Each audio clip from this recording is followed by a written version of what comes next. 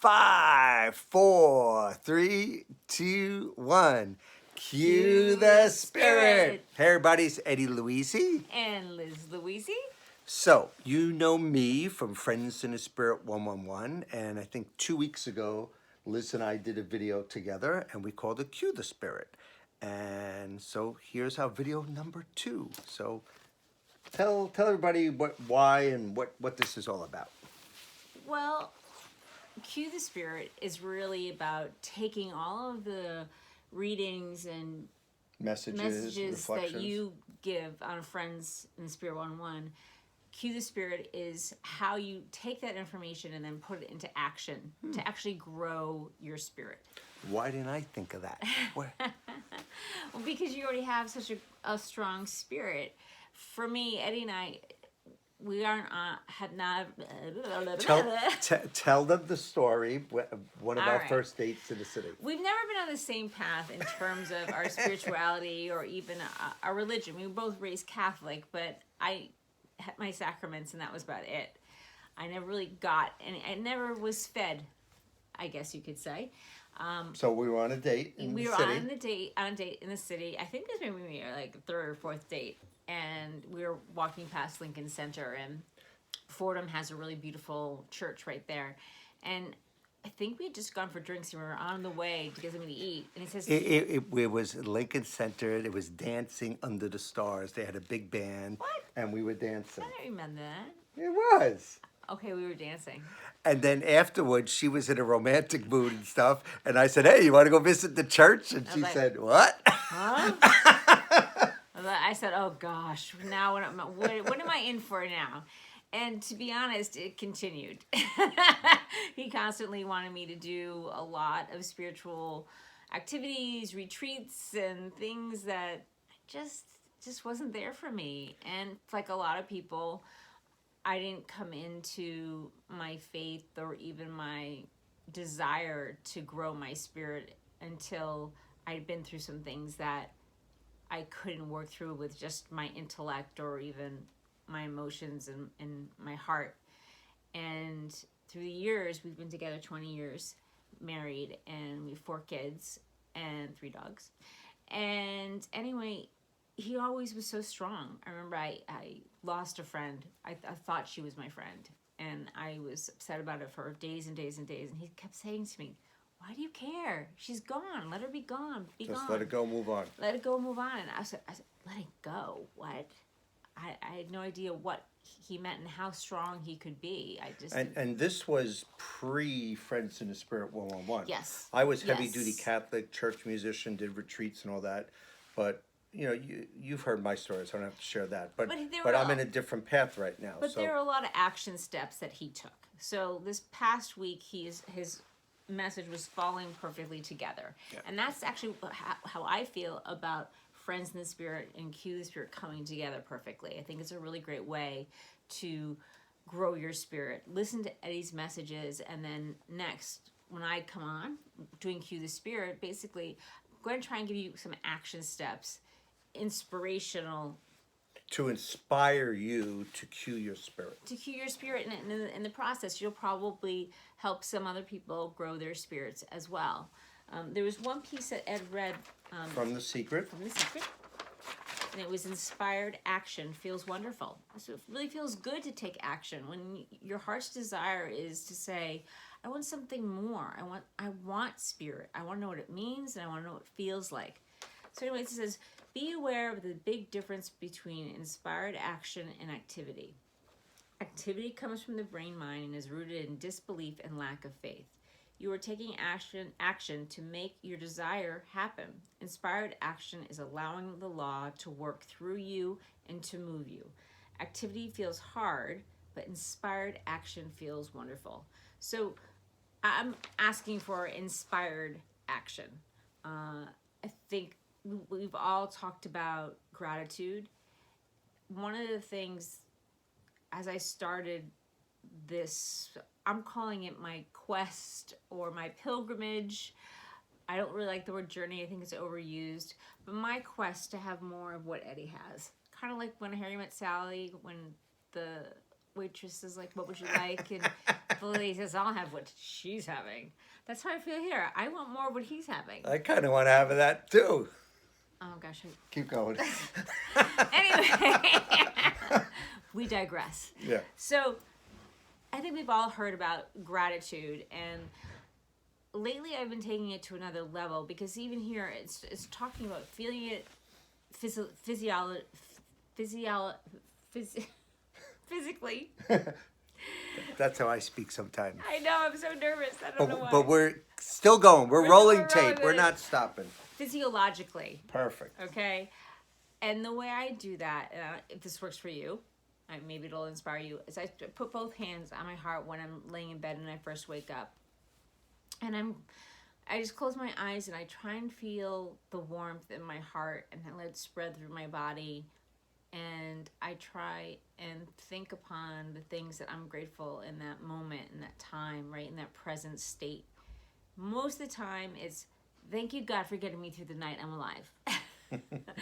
But beyond that, it's, I'm grateful for my husband. I know he's driving to work right now. It's really hard some mornings when I don't see him next to me. He's already left. I'm grateful to him, all the sacrifices he's made for me and for our family. And then I'm ready to get up and start my day. But I think it's possible to actually feel the spirit, feel that warmth. That to me is my spirit. When I feel that warmth in my heart, and sometimes during the day I can feel it all in my body if something has happened. Other action steps that I'd like to inspire you to do is to tell someone that is helping you that they're good at their job. My daughter and I were at Five Below the other day, and this young kid... That's a store in New York. I don't know if they have those stores. Or it's like a dollar store, but everything is $5. $5 or below. Yeah. Anyway, this one college kid was working there. There was only he was the only one with the register. So he opened 2 registers, and he was going back and forth and helping like 2 people at once. And he was doing it fast and quick, and he was awesome. And I said, you're really good at your job. He said, sometimes you just got to do it. And it felt great to compliment him, because there was no boss around, no manager, nothing. But I wanted him to know that he really was doing a great job. It's a two-way street. When you compliment somebody or give kindness to them, you feel good also. And it happened again. We were at Bed Bath & Beyond, and this girl said, I hate my job. I said, but you know what? You're really good at it. And I meant it. It wasn't something I was just saying to say. And back in the old days, I haven't done it in a while, but I used to do prison retreats. And would be a team of 10 men, civilians, that would go into the prisons. And afterwards, we'd go back to whatever, there was a hotel, or if we were in a monastery, and we would say, I'm feeling selfish, but I'm getting so much out of it. And I know I'm supposed to be here for them. But that's what ministry is about. When you give service, right, it comes back to you also. I love the idea of spreading the spirit. Like, as you're on your quest to take inspired action, you're going to be inspiring other people to say, gee, that really felt good. That felt good to hear. And another way I love, at least as a parent, is to let my girls know when I catch them doing something good. Because, we can get into the habit of just yelling at our kids, telling them they're being bad or go to your room, whatever. But when I catch them doing something good, it feels wonderful to see the expression on their faces change. And we don't say go to your room. We go to our room and we close the door. I don't want to hear them anymore. Yeah, the dogs are more well behaved than the kids. You just tell the dog, go to your bed, he goes to his bed. It's whatever. But twice this week, we had some interesting things. One of my daughters asked me to braid her hair because she was typing an outline. And so she's 16, and I French braided her hair. And I said, I'm really glad I got to do that. And she said... Yeah, we learned something from Joel Osteen, because we both listened to Joel Osteen, and a lot of times we have to do stuff. You have to drive kids, you have to braid their hair, you have to make the bed, you have to go to work. And he says, use the word get. Yeah. I get to go to work, I get to drive my kids to school, I get to make the lunch, I get to... warms your And then, heart. yeah, then you turn it around. You don't have to. You get to do it. It's sort of like all this feast versus fast during Lent. So that you get to do things that are actually Right. good. I feel very blessed that I'm able to pick up my daughters, pick up their friends, take them wherever they need to go. Right. It's hard as a parent to do it, but we get to do it, Right. and we're in their lives, and and so we're blessed, and my to work hard for our family. and our other daughter just recently shaved part of her eyebrow off. So my Don't tell anybody. you notice. So our older daughter helped her by filling it in, and I felt there was. We're whispering pushies upstairs. Let's move on. So basically, but that was a ripple effect. My 16-year-old, I braided her hair, and then next thing you know, she's helping her sister. There is this spiritual ripple effect that occurs when you take these inspired action steps. And that's really what Cue the Spirit is. It's really about taking some of these suggestions and putting them into practice. Because you can dream all these big dreams, but if you don't take action, it won't happen. And that's where I am. And there's one more, and I know a lot of you have heard about this, but especially now, is to be nice to people.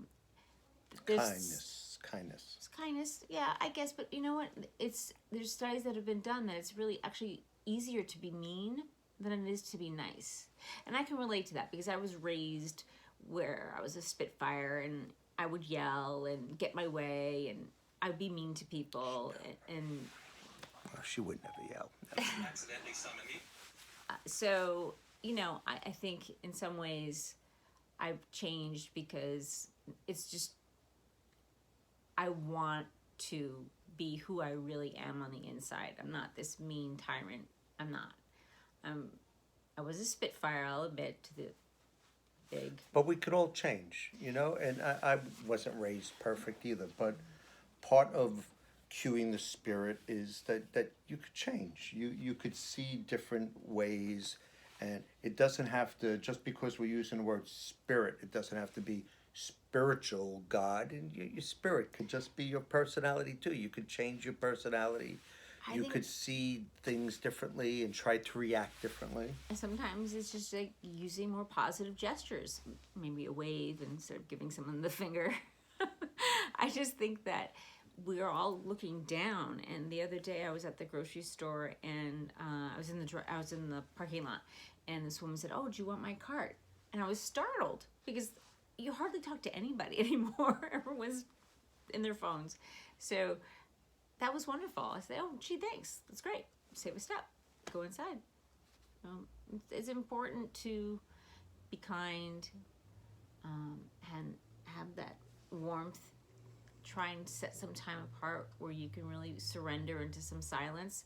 I'm a terrible meditator. My brain is always going. So this is the best that I've been able to do in terms of taking action and settling myself enough to feel my spirit. That's probably my favorite one out of all the inspired action steps that we talked about today. Great. So that's a little bit of us sharing, right? Friends in the Spirit 111. I do a lot of reading, right? A lot of different reflections and stuff. But we're going to try and make Cue the Spirit a little bit more conversational. So if there's anything that you liked or didn't like, or something that you'd like us to talk about or share, send a little comment, a little reply, and we'll try to do that for you. There was that one story that you told the other day, though, about Robin and Michael going outside the sign. Well, this was talking about acts of kindness and stuff, and doing stuff to help people out. And so, I work at Morning America, and Robin Roberts, before the show, she's at the desk prepping, and Michael Strahan comes in, and she sees people sometimes, outside in the windows. So she'll tell security, bring those people in. And I think I shared this on the Kindness podcast with Nicole. So thank you, Nicole. But she brings the people in, and it's a mother and a daughter. The daughter's like 14 or 16 years old, and they have a sign saying last chemo treatment. Awesome. And Robin just went up to her and gave her the biggest hugs. And then Michael Strahan was there, and he did. And it was like, these are celebs, basically. And here they're going to be on national TV. and they invite people in, and they go and they hug and take pictures, and that was really a special moment. So I love you, Robin. Love you, Michael Strahan, and those are the things. You don't know. We talk about this all the time. Part of the four agreements is don't judge people, because you have no idea where they're coming from. You have no idea what happened an hour before you saw them. You don't know what's going on in their life. So you try not to judge people, and you try to just be kind, and try to offer love, try to offer your spirit, try to cue your spirit in all people's lives. It's funny because the first thing that popped in my head, I was like, I see the same girl every time I go to the grocery store, and I get cheese. And she's so sweet and kind, and I really want to tell her that she's doing a great job, and I want to know her name, because every single time now I go there, I see her. I don't see this other girl that used to work there. It's just important to make those community connections, and hopefully there'll be a ripple effect of spirit. And that's my goal and my quest, my odyssey. It's not my journey. I don't like that word. And I hope that we can grow together. I hope you guys can give us feedback and say, here's some other action inspired steps that you can take for spirit. Yeah, we would love to know what you're doing to cue your spirit. Yeah. So, All right. So enjoy your week. thank you for listening to us, and don't forget to cue the spirit. That's a wrap. That's a wrap. Have a great day.